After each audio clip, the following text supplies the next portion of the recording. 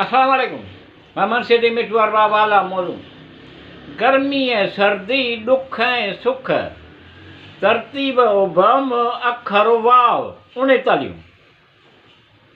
वाह कंहिं ख़ूब चयो आहे, ओ भालो इताब झिणक दड़को तड़े दिल मां तड़े दम दिलासो ॾियणु रिझाइण।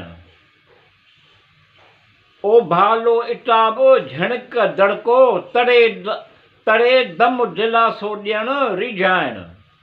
अजायो घणे वज़न खणण करे किंझंडो हलण।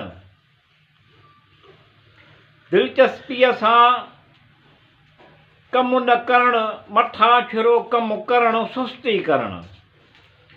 दिलचस्पीअ सां कमु न करण मथां छिरो कमु करण सुस्ती करण।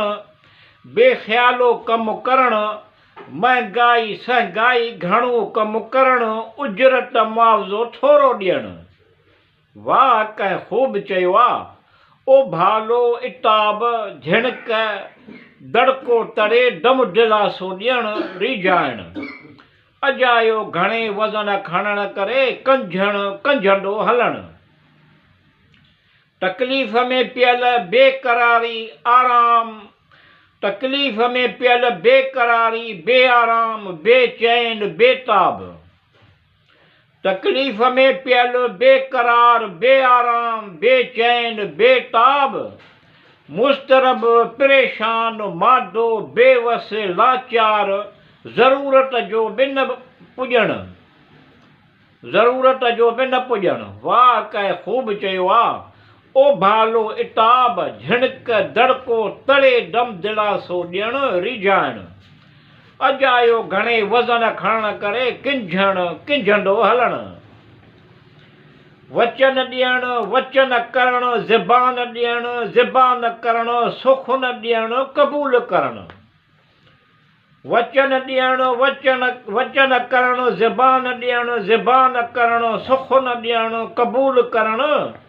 अंजाम ॾियणु पारणु वाह वाह तहसीन शाबाश चवणु ख़ुशि थियणु।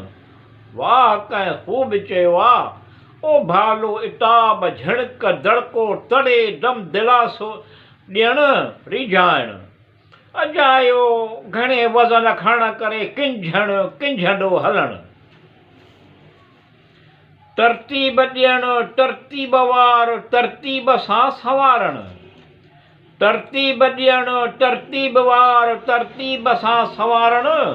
ॾांढापो करणु जझो लाभ हासिल करणु। वाह कंहिं ख़ूब चयो आहे, ओ भालो इताब झिणक दड़को तड़े दम दिलासो ॾियणु रिझाइण।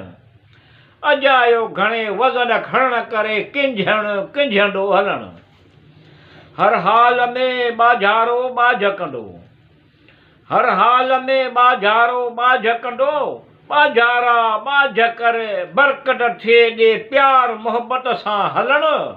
वाह कंहिं ख़ूब चयो आहे, ओ भालो इताब झिणक दड़को तड़े दम दिलासो ॾियणु रिझाइण। अजायो घणे वज़न खणण करे किंझंडो हलण।